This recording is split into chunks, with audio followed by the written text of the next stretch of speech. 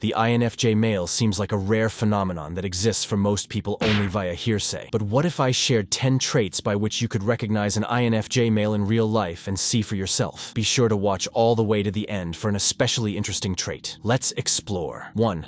INFJ males compete with themselves, not others. Competition is everywhere, and something many males seem to enjoy. Whether it's in sports, school, social media, the workplace, or games, many men seem to enjoy finding out who's harder, better, faster, stronger among each other. Competition can foster growth, but can also cause someone's identity, mood, or self-esteem to depend too much on winning in comparison to others. INFJ males love a great challenge that comes via competition as well, but instead of competing with others, INFJ males tend to compete with themselves. Was I at my best despite the outcome? What can I do to improve next time? Did I do better than last time? To INFJ males, their own effort is paramount in deciding whether the outcome of a particular challenge was positive. INFJs might win at something, but may still be disappointed with themselves if they believe their own effort was lacking. Vice versa, INFJ males may be proud if they made significant personal improvements despite losing. It's unlikely for them to be sore losers. They are devoted to a lifelong quest of self-development and transformation. You can recognize INFJ males by their competitiveness and how they handle failure. Because generally, in our hyper-competitive Western societies, people tend to be solely focused on the outcome, winning or losing, and not the process of growth iterated over time like many INFJ males.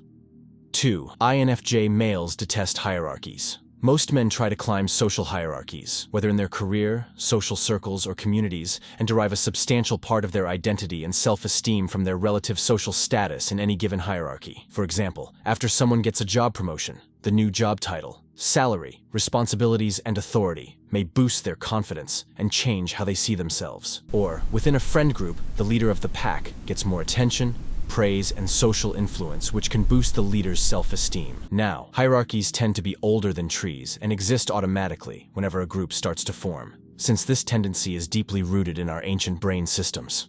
Hierarchies have a lot of social and biological utility, yet INFJ males detest hierarchies and reluctantly participate in them for a number of reasons. INFJ males don't like to be a pawn in a system or group.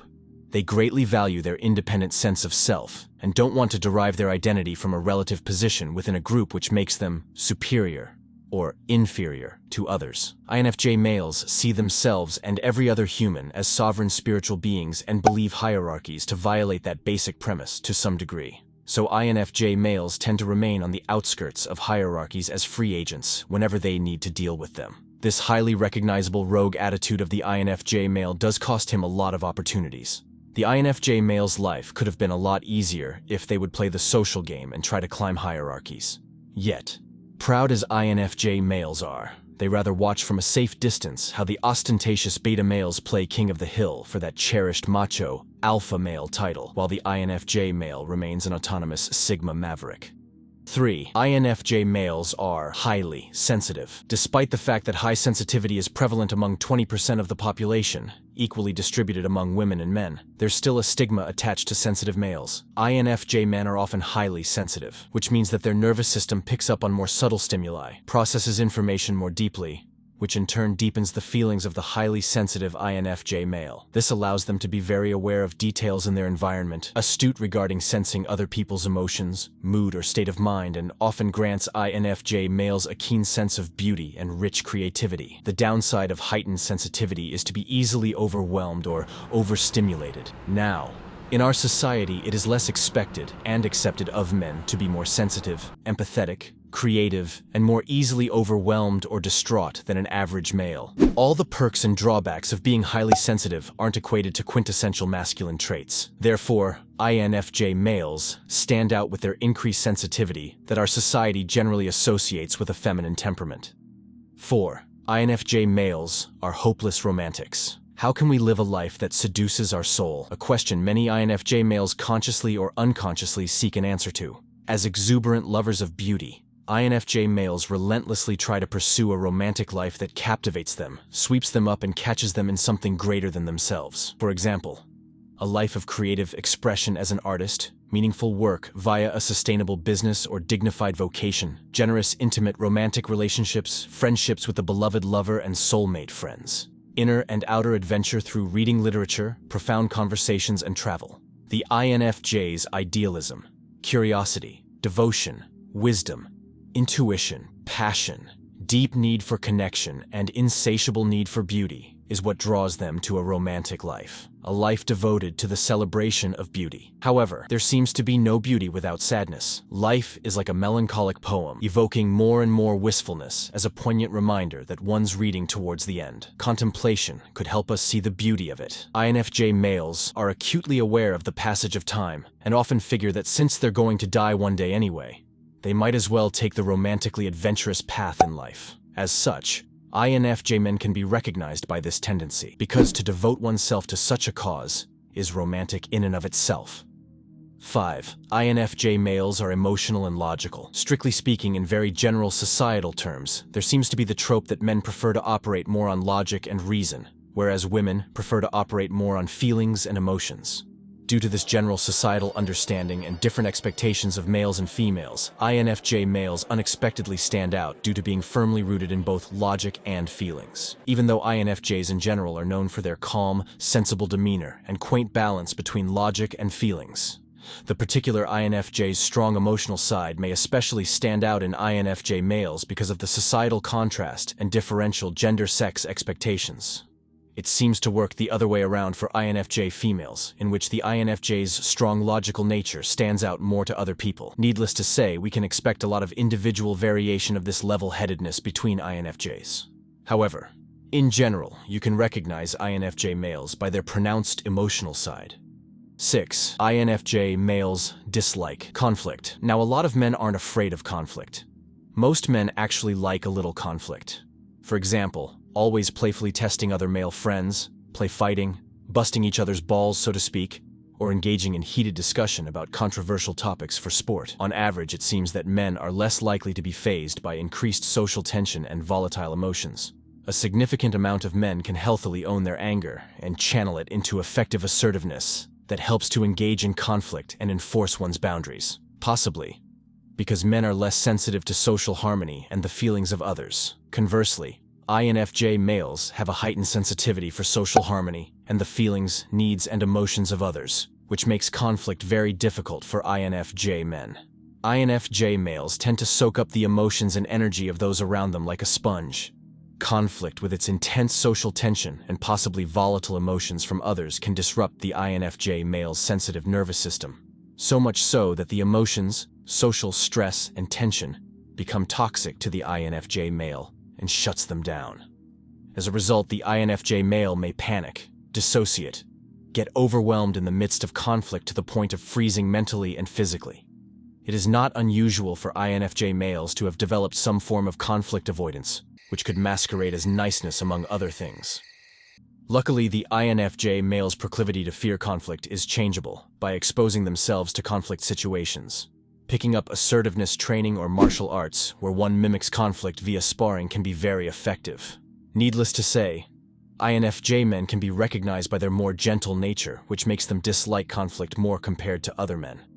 7. INFJ males aim to balance feminine and masculine traits. Anyone has both feminine and masculine traits to some degree. INFJ males can carry a lot of shame for their pronounced feminine aspects. Most likely they were shamed or ridiculed for being sensitive, sentimental, creative, or their unconventional thoughts and interests, because these don't fit a real man's temperament. Consequently, INFJ males may have developed an allergy to typical masculine qualities, because perhaps their family, peers, and community regularly criticize the INFJ male's lack of aggression, tough-mindedness, and selfishness. Often, INFJ males have disowned those so-called masculine parts of themselves. Despite the scorching criticism and shame of society, INFJ males aim to own their feminine qualities eventually, because they may gradually realize those are actually part of their greatest natural strengths. Ideally, their next realization is how they also need to recover, develop, and incorporate their banished masculine traits and marry them to their feminine traits. As idealists with a holistic approach to life, self-actualizing INFJ males will try to balance both their feminine and masculine traits to get the best of both worlds. As a consequence, you can more easily recognize them, because within the hyper-masculine world we live today, it seems that both men and women are ashamed of their own femininity, or want to exclusively double down on either their masculine or feminine side. 8.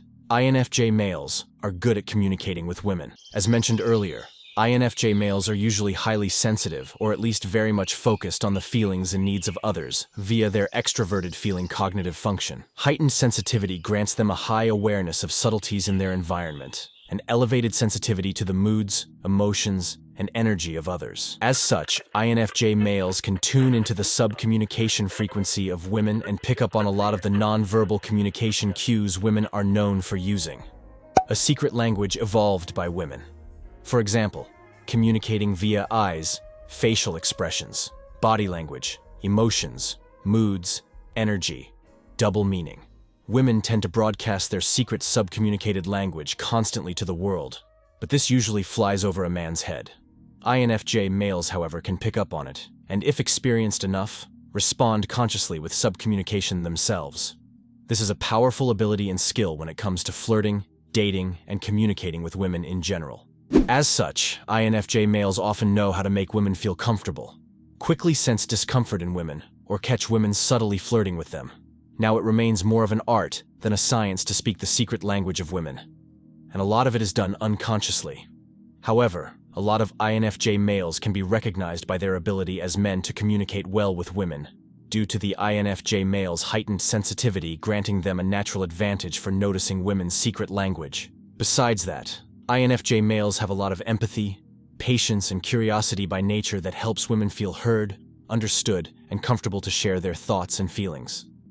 9. INFJ males have interests that don't fit the male stereotype: drinking beer, watching sports games, science, fast cars, computers, video games, woodworking, mechanics, martial arts, lifting weights, hiking, guns, hunting, eating raw meat.